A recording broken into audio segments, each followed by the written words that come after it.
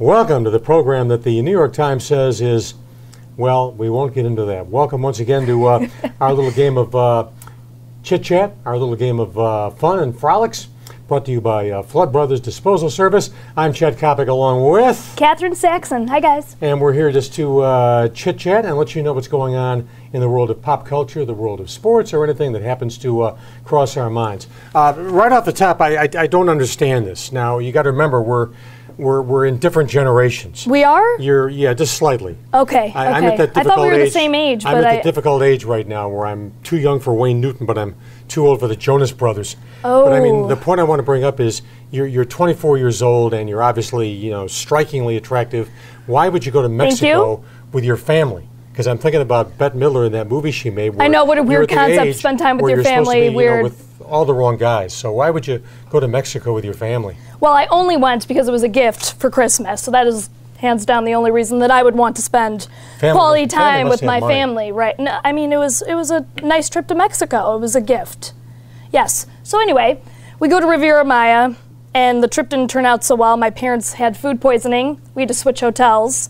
I end up having an allergic reaction to the sun, and my forehead was so swollen it looked like I got hit in the face with a softball, and I had to get a shot. This might be too much information, but in my derriere.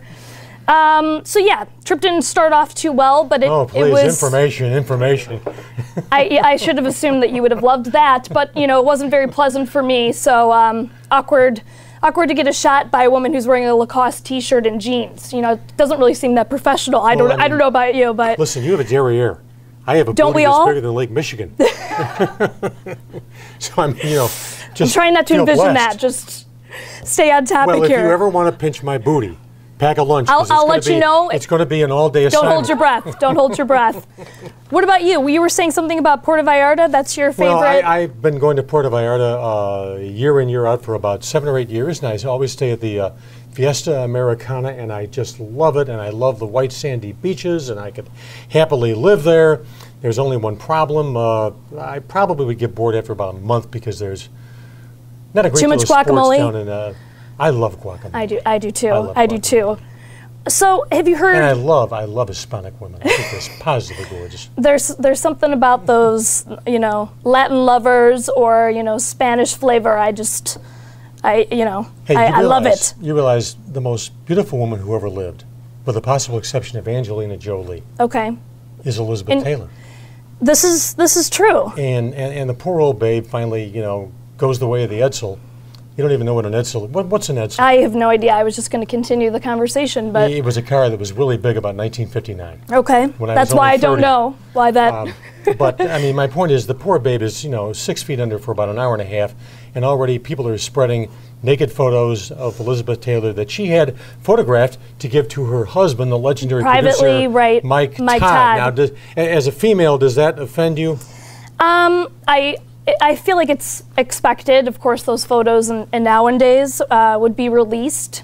So yeah, it doesn't really offend me. I think that she probably looked good. So looked good. She was spectacular. Okay. She was the Taj Mahal.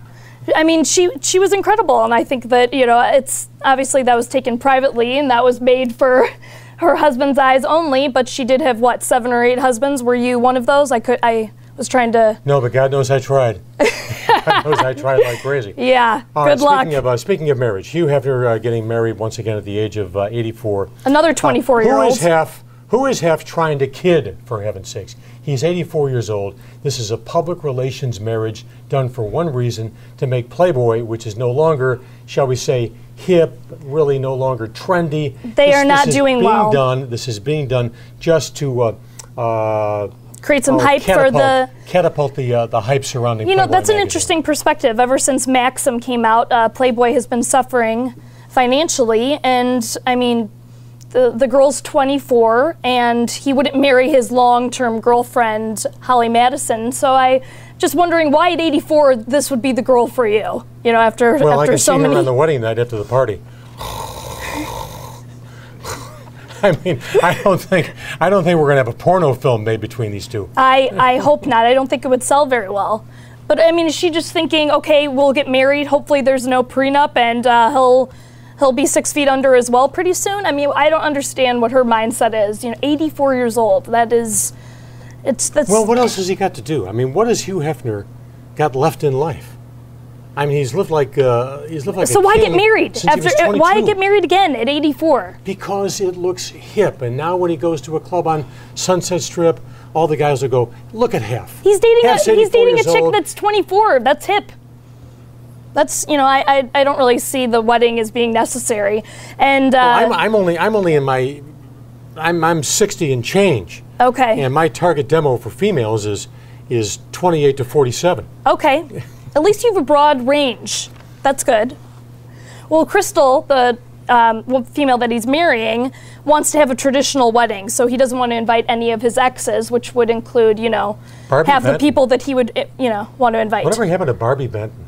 She has been on there was the Girls Next Door reality show with all of the playmates, and she was on there a few times. She doesn't really look the same as she did back then, but he seems to stay in touch with all of his exes. All right, let me tell you what I think is going to be a disaster, and I don't even think it'll wind up going into production. Okay. And that is Lindsay Lohan starring in a new film about the murder of Sharon Tate by the Charles Manson family. That film will never see the light of day. You heard it here first. I mean, Lindsay's career is deader than Sharon Tate, no offense. But I'm sure the Tate family was thrilled to hear that. I'm sorry, I had to do it. But I don't really see this being able to, salvage her career while she's facing charges for a felony. Whether or not this is going to be a felony, trying to prove that the necklace was worth less than $950, is minuscule to me at this point. But good luck to her in that. Movie would be interesting, though. I mean, Sharon Tate, her playing that. Nobody cares about Lindsay Lohan. You think her hangers-on or her agent or her publicist really give a damn about Lindsay Lohan, the person? It's about getting paid. Yeah, they're getting the big bucks for this. This is more business. All right, Charlie Sheen. Yes. My daughter, despite my protestations, went to Torpedo of Truth. Torpedo of Truth. I think, by the way, as we tape right now, I don't think the tour is going to go wire to wire. I think the tour is going to be canceled. I mean, it's hanging on its last wire. I think that, how many cities has he done? Detroit, he's done Chicago, New York. I mean, he's been booed out of almost every single... Got a standing ovation in Chicago. Well, then Which shows how much taste we have. That's embarrassing. But, New York, people were recorded saying, "I want my money back. Charlie's not winning, he's losing. This is the worst show I've ever seen." So watching this train wreck, is always interesting, but it's kind of like, at this point, I don't want to watch anymore. It's embarrassing. Yeah, but it goes back to a very, very time-honored saying, one of the great sayings of all time, right up there with Tippecanoe and Tyler, too. Nothing makes a girl's heart beat faster than a badass. He's not a badass anymore. He's just kind of a loser. There's New York Post, this woman who I think is very brilliant, witty. Andrea Pacer? Yes. She's the best female columnist in America. She's up there. I would definitely agree. She said that the show devolved into an incoherent snooze fest. Charlie named every hotel he ever stayed in, every bimbo he ever slept with, and he described how he once performed CPR on a model in a heroin coma. I mean, what is going on with this guy? Then he begs for his job back on 2.5 Men and abruptly runs out of gas, simply stops talking, sits down on the stage, and smokes a cigarette. I mean, that's the show? That's the show. That's the show. Okay, so the jury for Barry Bonds is still out. He was indicted for lying to a grand jury about possibly using performance enhancement drugs. I had no idea. You had no idea. This just did. This just did. I don't even think the prosecution will actually be able to prove that he did this, even though his ex-girlfriend, claimed that he had hair loss, was suffering from acne, and small testicles. Again, too much information, but I'm just stating the facts. She obviously saw me in the shower. Ah! I don't know how she got in the East Bank Club, but she obviously saw me in the shower. Anyway, Roger Clemens, he's on deck for trial. Wait till Mike North hears that line. She obviously saw me in the shower. Oh my gosh, I'm sorry for everyone at home. Anyway, Roger Clemens, he's on deck for trial. What are you feeling about this? Do you think he is? Well, first of all, let's talk about Barry Bonds. Okay. If John Ashcroft were still the Attorney General, Barry Bonds would be in jail right now. Right. But once Ashcroft gave up the Attorney Generalship, the government's case against Barry Bonds began to drift and drift and drift. He's up on 4 counts as we speak right now. I believe he'll be convicted of 1 count out of the 4. He will serve no jail time. Why do you think that is? Why 1 out of the 4? Because based on what I've picked up from Lester Munson, my good friend, the legal expert at ESPN, the prosecution, until closing arguments, the prosecution had failed miserably out in San Francisco in this round of legalese with Barry Bonds. Right. I mean, it seems like the ex-girlfriend was really their best witness, but the facts are there. That's unfortunate that he's only going to be, one charge is only going to go through. So. Well, he's part of an era. Regardless of what transpires with Barry Bonds, whether he's convicted on 1 count or 4 counts, whether he does 6 months probation or does 3 years in the joint. Right. And the answer is probably somewhere in the middle.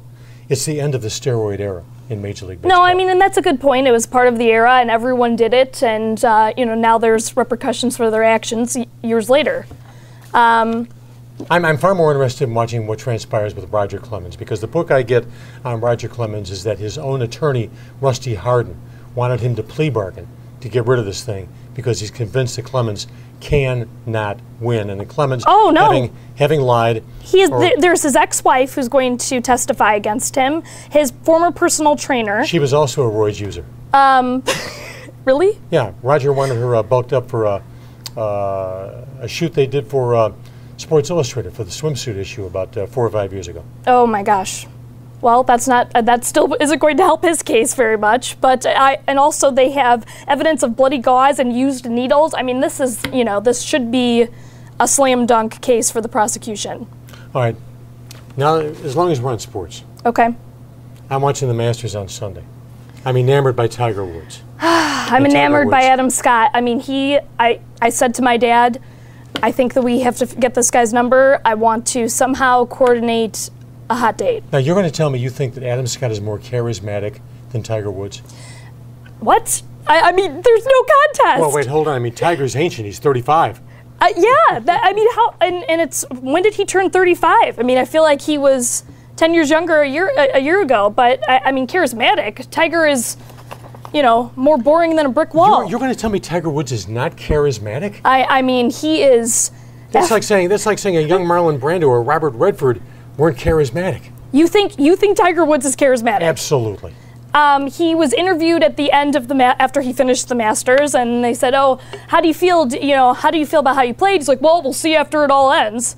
Okay, so what are you going to do now? Are you going to go eat something? Yeah, I'm hungry. That was the whole interview. I mean, he gives you nothing to work with. When you're done with the Masters and you've played 72 holes and you had a 31 on the front side after a lousy Saturday, and you've got a chance on the back nine if you hole a couple of putts to win the tournament, do you expect Tiger Woods to sit there and go, "Hey, wow, this is just great. I came looking for my 5th green blazer, and I'm going to leave with absolutely nothing save $330,000. Well, you make this point about Jay Cutler. So what? After you don't play very well, or you're not really happy with your performance, you still need to at least show some sort of emotion. Jay Cutler didn't fail Jay Cutler. The Bears failed Jay Cutler when they made the announcement in the press box that Jay Cutler has a knee injury. His return is questionable. I'm saying they should have said dealing with press though. They doubtful. do not. They both do not do very well. They need to be coached better on how to deal with press. And your public image is a part of being a sports athlete icon. Saxon? Kopic? Saxon? We shall do it again. We'll catch you next time around. For Catherine Saxon, I'm Chet Kopic, brought to you by Flood Brothers Disposal Service. Hope you enjoyed it. Check us out on Facebook. Check us out on Twitter. We'll be back to catch you next time around with more of this unbridled hilarity. So long, everybody. Bye, guys. Thank you, Adele.